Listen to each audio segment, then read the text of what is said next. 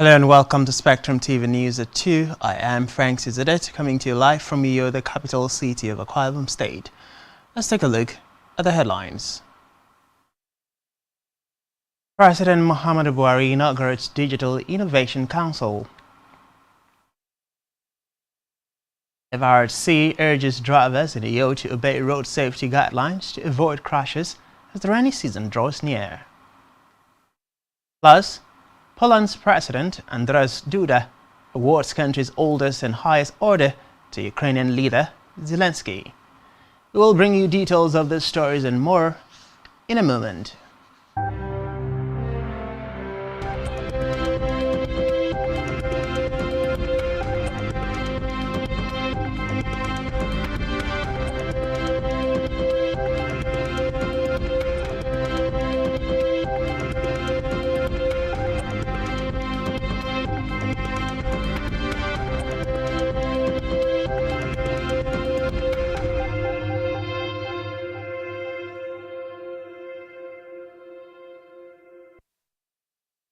Many thanks for staying with us. We begin this afternoon with Nigeria's leader, President Muhammadu Buhari, who has inaugurated the National Council on Digital Innovation Entrepreneurship, NCDIE, today. The NCDIE, which is chaired by the President, has 13 other members, including the Vice President, Ministers of Finance, Budget and National Planning, Trade and Investment, Communications and Digital Economy, Governor of the Central Bank of Nigeria, CBN, among others. The Council is equally charged with the responsibility of promoting the development of the country's digital economy and providing a supportive environment for entrepreneurs to thrive. At the inauguration, President Muhammadu Buhari highlighted the importance of the NCDIE in driving economic growth and job creation, as well as plans to consolidate on the gains recorded in the sector under his administration. The President said he expects that the Entrepreneurship Council will oversee the implementation of the Nigeria Startup Act 2022, which aims to stimulate the growth of innovative startups and small and medium-sized enterprises, SMEs, in the country. And while President Buhari has ordered the Executive Vice Chairman (EVC) of the National Agency for Science and Engineering Infrastructure, Nasini Muhammad Haruna, to immediately hand over his office to the next most senior officer in the establishment.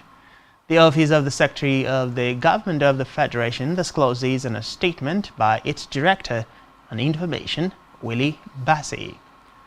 According to Bassi, the order follows the reversal of the extension in office granted by the President from April 2nd, 2023 to April 2nd, 2025 due to the fact that the EVC had completed 2 tenures of 5 years each in the organization.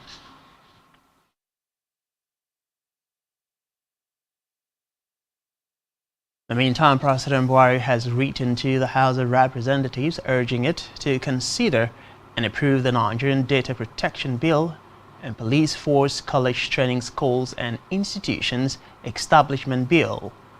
Buhari also requested the Green Chamber to approve the reimbursement by issuing promissory notes to Plateau and Borno states. The sums of 6.6 billion naira and 3.8 billion naira respectively for federal roads executed by the states. The President's requests were contained in separate letters addressed to the Speaker of the House, Femi Gbajabiamila, at plenary. Reading the letters, Deputy Speaker Idris Wase, who presided over the plenary session, explained that the Data Protection Bill sought to provide a legal framework for the protection of personal information and establish a Data Protection Commission for the regulation of processing of personal information. Meanwhile, the Police Force College Training Schools and Institutions Establishment Bill is to provide a comprehensive institutional framework for the establishment of the Nigerian Police Force College for the provision of specialized training to officers in law enforcement to enhance their performance.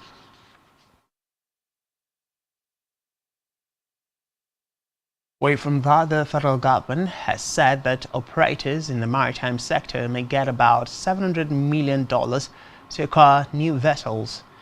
Director General of the Nigerian Maritime Administration and Safety Agency, Bashir Jamal, said these are the maiden annual lecture of the Institute of Maritime Studies at the University of Lagos, Akoka. According to him, at least $700 million has been earmarked for the cabotage vessel financing fund. Jamal added that the government is looking towards to each ship owner getting at least $25 million from the fund.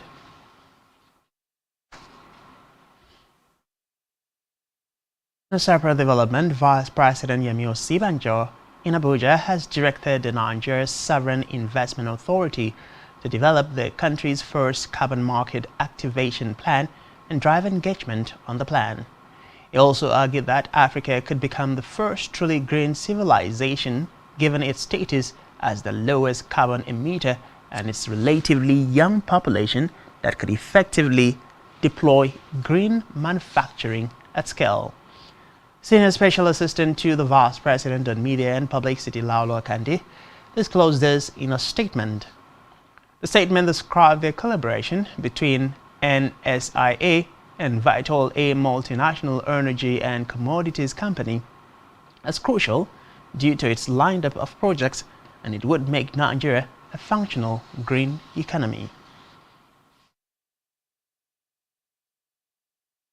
From the Red Chambers, the Senate has adopted the report of the conference committee set up with the House of Representatives to harmonize the bill for an act to establish the Nigeria Peace Corps.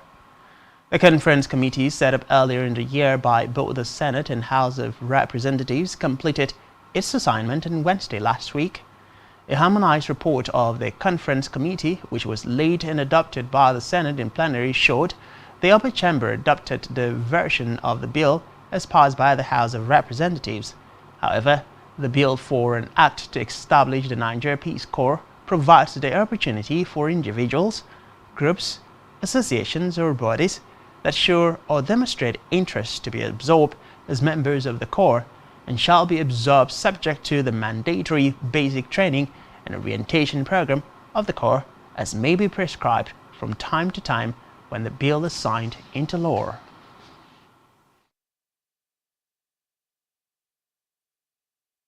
And while the House of Representatives has called for tighter security in and around airports across the country for better protection of lives and property of air passengers, the call followed the unanimous adoption of a motion of urgent public importance moved by a member, Jide Jimo, at the plenary.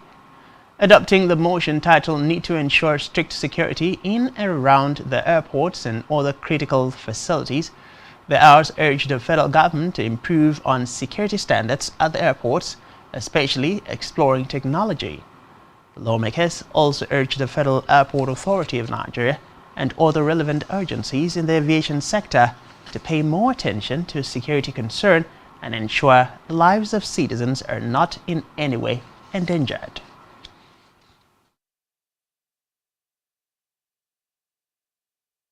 In another development, the Nigerian Civil Aviation Authority (NCAA) has announced the extension of the validity period for air operators' certificates.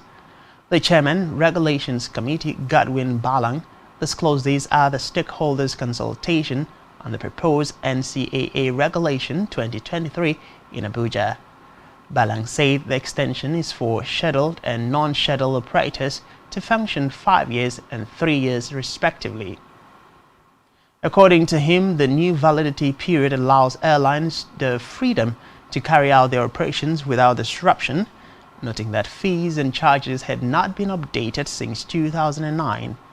Meanwhile, the Director General NCAA, Musa Nuhu, disclosed the review penalties upwards for violators in the industry, with the maximum penalty for airlines standing at 10 million naira, while the minimum stands at 1 million naira.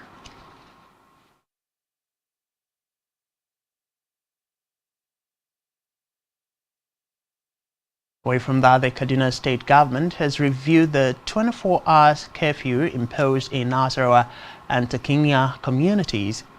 In a statement by Samuel Arwan, Commissioner for Internal Security and Home Affairs, he said the curfew will now begin from 7 p.m. to 7 a.m.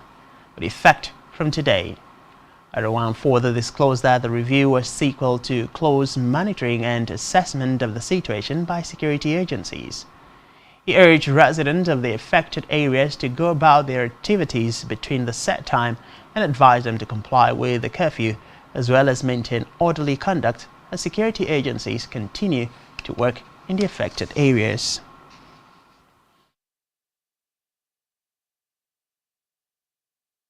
Back here, drivers in New York, the Akwa state capital, have been advised to obey road safety rules and regulations and also drive carefully to avoid road crashes as the rainy season draws near.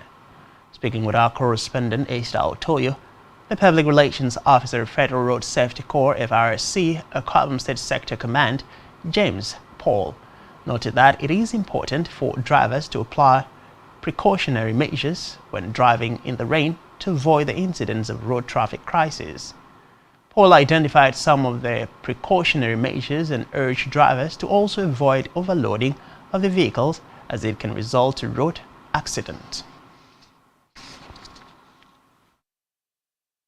It's important for every driver who is driving within this period to be able to understand and have certain safety measures put in place.